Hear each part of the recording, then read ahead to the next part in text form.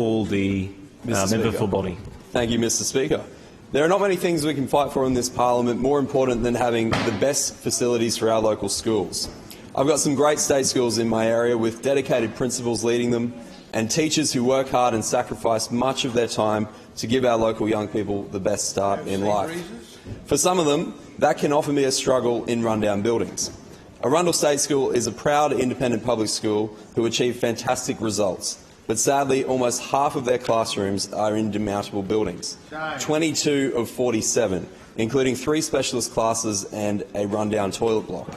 These were brought in on the back of trucks decades ago, meaning there's very few permanent buildings at a school that has consistently over 1,100 students enrolled. Some of these demountable classrooms are not even level. Things will roll down the desk if you don't hold on to them. Our Arundel kids deserve better learning spaces. Labrador State School, closer to the sea breeze, celebrates 100 years next year, and whilst the buildings at this site might not be that old, it needs upgrades. The hall is not fit for purpose and it needs some serious work.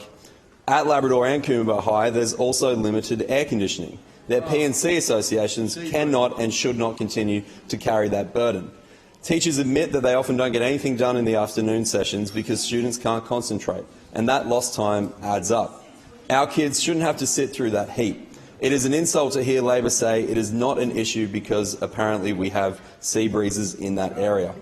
Finally, I'll touch on the serious traffic and footpath issues around Musgrave Hill State School, Southport Special School and Southport Flexi School and the Musgrave Hill Community Children's Centre. All of these facilities are within a few hundred metres of each other and they're all around the busy local road Kambari Avenue and next to the Smith Street motorway.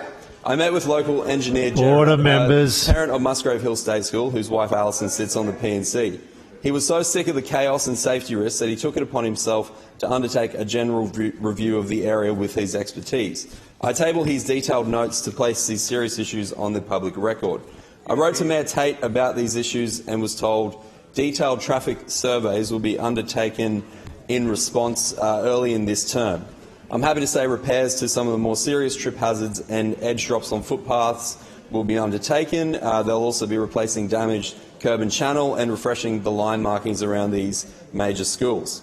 More needs to be done, and I urge Council and the Departments of Education and Transport and Main Roads to get onto it swiftly, especially around the Southport Special School, which is one of the largest in the state and has some serious issues at the entry.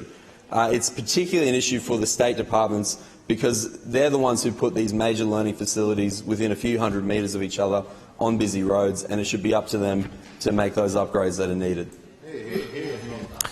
Call the member for Woodridge. Deputy Speaker, it may be more than 2 months